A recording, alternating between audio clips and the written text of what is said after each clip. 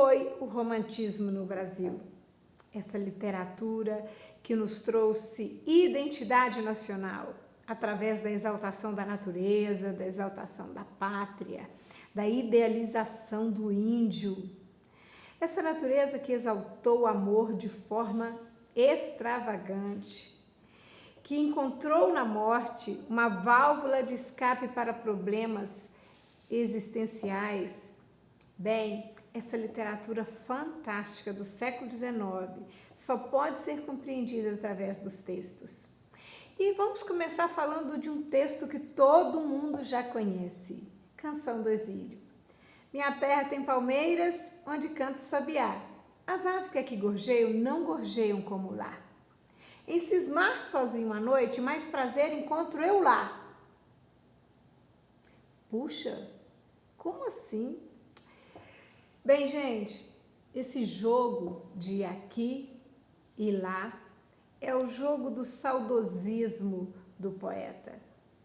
Quando ele usa minha terra, essa função emotiva da linguagem, em que o eu lírico expõe seu sentimentalismo, em que o eu lírico, de forma exagerada, de forma exaltadora, eleva as características da sua pátria em comparação com outra, entre o advérbio aqui e o advérbio lá. Aqui era Portugal, onde o poeta estava exilado. Lá era o Brasil, a terra natal, a terra que gerou toda essa saudade. Quando ele fala assim, a minha terra tem palmeiras onde canta o sabiá, e as aves que aqui gorjeiam não gorjeiam como lá, a comparação, a imagem que se tem desse pássaro sabiá, a imagem, aliás, até as cores do sabiá, nos remetem às cores da bandeira do Brasil, porque o sabiá é aquele pássaro de plumagem meio amarelada mesmo. Bem, e ele fala assim, em cismar sozinho à noite. O que é cismar sozinho à noite? Olha esse sentimento aí de solidão. Mais prazer encontro eu lá. O prazer do eu lírico está no Brasil, na sua terra natal. E ele fala assim, gente, olha, não permita, Deus, que eu morra sem que eu volte para lá, sem que aviste as palmeiras onde canta o sabiá. Não permita, Deus, que eu morra. Vejam só a religiosidade aí nesse poema. Ele faz uma súplica, esse clamor a Deus, que é quem pode resolver a situação dele, de não deixá-lo morrer sem voltar à terra natal. Então, não permita, Deus, que eu morra sem que eu volte para lá. Esse sem que eu volte para lá, como se fosse assim, o meu último pedido, a minha maior necessidade é essa. Então, a subjetividade, esse sentimentalismo de amor à pátria, isso é bem revelado na primeira geração romântica. Então, a gente tem uma cor local através das palmeiras, através do sabiá, a gente tem a exaltação da pátria, a gente tem a religiosidade, o subjetivismo, o sentimentalismo, tudo isso que caracteriza bem o início dessa literatura romântica no século XIX, ok? Pois é, mas não é só isso, né? A gente também tem o índio de uma outra forma na composição dessa identidade nacional. Quem se lembra aí de Iracema, né, gente? Olha, Iracema é a virgem dos lábios de mel, com os cabelos mais longos que o talhe da palmeira e mais negros que a asa da graúna. E o favo do jati não se assemelhava à doçura do paladar, a doçura, né, dos lábios de Iracema. Iracema é uma descrição do Bom Selvagem de Rousseau, mas é uma descrição de beleza sem igual para a Índia. Então imaginem só a idealização da figura indígena. Não só com Iracema, mas vamos pensar na obra O Guarani. O Guarani tem uma descrição de peri assim perfeita. Vamos conferir? Olha, diz assim: em pé, no meio do espaço que formava a grande abóbada de árvores, encostado a um velho tronco decepado pelo raio, via-se um índio na flor da idade. Ótimo. Ou seja, um índio jovem, né? E perfeita descrição para ele vem agora, galera. Olha só, diz assim: sobre a alvura diáfana do algodão, a sua pele, cor do cobre, olha essa pele, brilhava com reflexos dourados, os cabelos pretos cortados rentes, a tez lisa, olhos grandes com cantos exteriores erguidos para a fonte, pupila negra, móbil, cintilante, a boca forte, mas bem modelada e guarnecida. Isso é interessante, de dentes alvos para tudo. O índio, dentes alvos.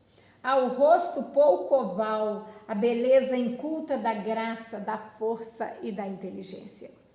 E aí o bom selvagem, na figura de Peri, na obra Guarani, é aquele perfeito cavalheiro, né? Nós não temos aqui os cavalheiros da Idade Média, então que nós temos o índio brasileiro representando aí o cavaleiro medieval. E aí você vai pensar junto comigo assim, mas e as características, né? Da gentileza, do caráter incorruptível? É assim que o índio brasileiro é descrito nas obras românticas aí do século XIX. O Guarani é esse. O Guarani é a personagem que salva a amada. O Guarani, no Guarani, Peri, é a personagem que abre mão dos seus parentes, né, dos indígenas de sua tribo, em prol do bem daqueles que ele achava justo defender. Então, o Guarani é esse bom selvagem. E aí a gente tem também para pensar aí como o índio brasileiro foi exaltado, foi idealizado. Nós temos também a imagem, né, a visão perfeita de Juca Pirama, que é uma obra que trata de um índio que cuidava do pai, que caçava, que fazia tudo pelo pai cego, pego por uma tribo, né, pelos timbiras, e aí esse índio, ele se vê numa condição de pedir para que soltassem porque ele era prisioneiro de uma tribo canibal, para que ele cuidasse do pai. Gente, essa visão extraordinária da gentileza, da filiação carinhosa, zelosa, a ponto de tornar-se vergonha para toda a tribo, porque já pensou um guerreiro, na hora da morte, pedir para soltá-lo. E ele deu a palavra dele que quando o pai morresse, ele voltaria para que o sacrifício fosse terminado. Mas essa visão nos traz a concepção de que o índio brasileiro, na literatura romântica, ele é importantíssimo para compor a identidade nacional. O índio brasileiro é nosso herói romântico, ok? Bem, continuando, nós vamos tratar agora da morte. Mas como assim da morte? Pois é, nós temos uma valorização da infância, uma exaltação da morte como válvula de escape. E qual é o poeta para ilustrar bem isso? Álvares de Azevedo. Então nós vamos ver um pouquinho de Lembrança de Morrer, em que ele diz assim: quando em meu peito rebentar-se a fibra que o espírito enlaça a dor vivente, não derramem por mim nem uma lágrima em pálpebra demente. Opa! Quer dizer que quando no meu peito o coração parar, o que é que ele não quer? Não quer choro, não quer tristeza. Ele fala assim: nem desfolhem na matéria impura a flor do vale que adormece ao vento. Eu não quero que uma nota de alegria se cale por meu triste passamento. Espera aí. No meu enterro, no momento de minha morte, eu não quero lágrimas, não quero tristeza. Também não quero que as flores sejam arrancadas do campo para enfeitarem meu corpo. Não faz sentido para o poeta. Mas por quê? Por que o poeta diz isso? Quem era Álvares de Azevedo? Então, Álvares de Azevedo, ele completa o seu raciocínio de valorização da morte dizendo assim: eu deixo a vida como deixa o tédio. Do deserto poento caminheiro, como as horas de um longo pesadelo que se desfaz ao dobre de um sineiro. Eu deixo a vida como deixo o tédio. Peraí, deixar a vida como deixa o tédio? Isso mesmo. Viver para o poeta era tédio. O poeta sofria de tuberculose. E com isso, o isolamento social da época,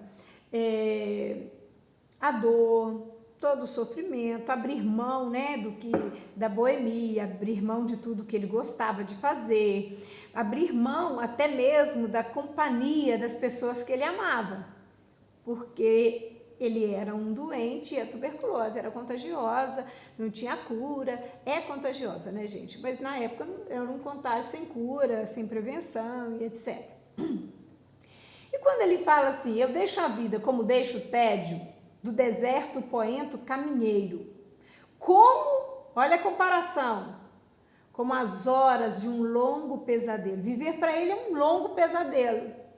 Olha que interessantíssimo isso. Por que é pesadelo? Por causa da dor que ele sentia, por causa da solidão que ele sentia. Então a morte é a saída para o eu lírico, é a válvula de escape do poeta. Por isso que quando o sineiro, ou seja, ele fala as horas de um longo pesadelo que se desfaz ao dobre de um sineiro. O que é isso? Os sinos anunciando a morte dele. É isso que anuncia o fim do pesadelo, que é viver. Mas viver de que forma? Viver nessa dor, viver nessa angústia, nesse sofrimento todo que o eu lírico vivia. Ok? Bem, vamos ver mais um elemento dentro da literatura do século XVII? Nós vamos ver o negro na literatura. Bem, a gente tem uma literatura romântica em que a mulher é exaltada, em que o índio é exaltado, a gente ainda vai ver a figura feminina, em que a infância é muito exaltada, né? Porque a gente tem o poema Meus 8 Anos, por exemplo, de Casimiro de Abreu, que diz assim: ai, que saudades que eu tenho da aurora da minha vida, da minha infância querida que os anos não trazem mais. Que amor, que sonhos, que flores naquelas tardes fagueiras à sombra das laranjeiras, debaixo dos bananais. Bem, a sombra das bananeiras debaixo dos laranjais, ok? Bem, ai que saudade que eu tenho da aurora da minha vida. Gente, a aurora metaforiza, né, a infância. Então, por que essa infância, essa volta à infância? Isso também é o escapismo dentro da literatura romântica, porque é o ater-se ao passado, é a volta ao passado, é a volta à infância. Uma infância qualquer? Não. Uma infância que ele diz assim, olha, saudades da aurora da minha vida, minha infância querida, que os anos não trazem mais.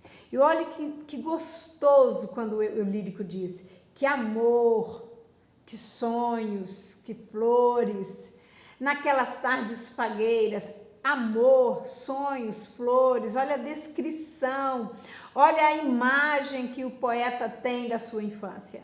Isso também é uma válvula de escape, não somente a morte lá de Álvares de Azevedo, mas também quando a gente vê aqui a presença dessa infância que traz alegria, que traz saudosismo e nos traz a ideia de que foi um tempo perfeito.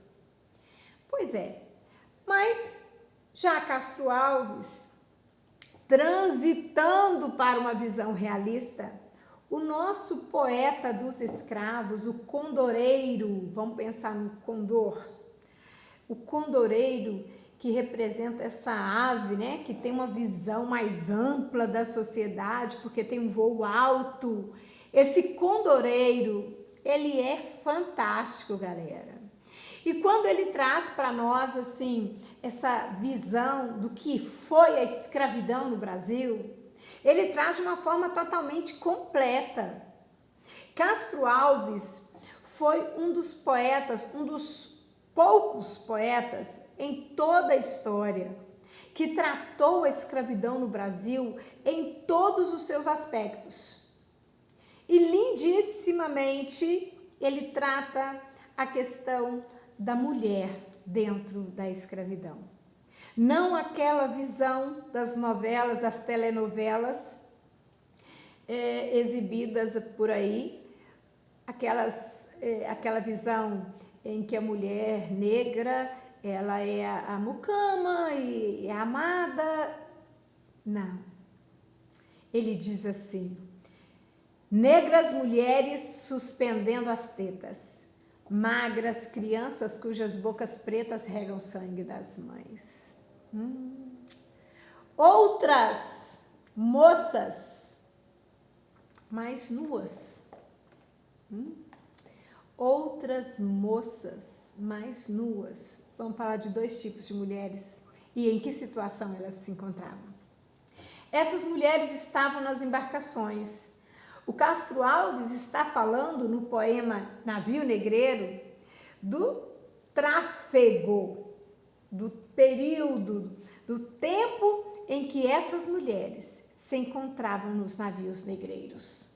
E ele diz: negras mulheres que suspendem as crianças às tetas. Ele até põe uma crase: negras mulheres suspendendo às tetas, até as tetas, magras crianças cujas bocas pretas regam sangue das mães. E olha, uma coisa que é muito interessante é a forma como ele fala da escassez de alimento dentro desses navios. Nós temos duas mulheres. Esta mulher, que já é mãe, e ele usa lindamente, ele usa outras quem? Outras mulheres, moças, porém nuas, no turbilhão de aspectos arrastradas, choram mágoas e ânsias, vãs, ou seja, em vão. Outras mulheres que são moças, arrastadas. Mas quem são esses espectros? Ele trata da violência sexual dentro dos navios negreiros. Na verdade, as mulheres, elas eram suspendidas, amarradas, suspensas, também com as bocas amordaçadas. E ali essas mulheres ficavam nuas, expostas, para que os marinheiros explorassem sexualmente essas mulheres da forma que bem quisessem. E aí Castro Alves diz assim: Senhor Deus dos desgraçados, dizei-me, Senhor Deus, se é mentira ou se é verdade, tanto horror perante os céus. Peraí, aí também tem religiosidade, mas agora de uma forma em que o poeta grita por socorro. Deus, Senhor Deus dos desgraçados, essa apóstrofe em Senhor Deus dos desgraçados, dizei-me, Senhor Deus, essa apóstrofe que sintaticamente, né, na análise dos termos da oração nós chamamos de vocativo, mas essa apóstrofe, ela nos traz um apelo, um chamamento para o socorro divino. E é isso mesmo que acontece. Bem, e ele ainda diz assim: ó mar, por que não apaga com a esponja de tuas vagas o teu manto esse borrão? Astros, noites, tempestades, rolai das imensidades, varrei os mares, tufão.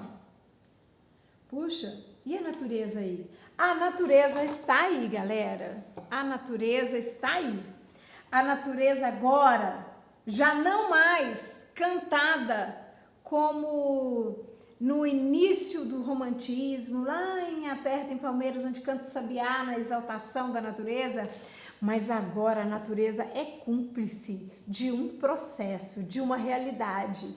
E é por isso que nós já estamos entendendo que quando Castro Alves fala do negro, usando a natureza, usando a imagem divina, tudo isso já é um momento de transição para o realismo. Vejam só, quando ele diz, ó mar, olha o chamamento, por que não apagas com a esponja de tuas vagas o teu manto esse borrão? Astros, noite e tempestades, rolai das imensidades, varrei os mares tufão. Por que a natureza não se manifesta? Por que a natureza não destrói esse navio, essa dor toda de uma vez, não acaba com isso? Por que a natureza assiste a isso e permite que tudo isso aconteça? É assim que Castro Alves chama atenção para a realidade da escravidão brasileira. E aí a gente viu a natureza, a gente viu o índio e a gente viu o negro. Bem, nós vimos a morte. Nós veremos no próximo encontro um paralelo entre a mulher no romantismo e a mulher no realismo e naturalismo. Nosso próximo encontro é sobre a figura feminina no século XIX. Combinado, galera? Um prazer imenso estar com vocês e dividir esse tempo aqui de literatura. Grande beijo no coração!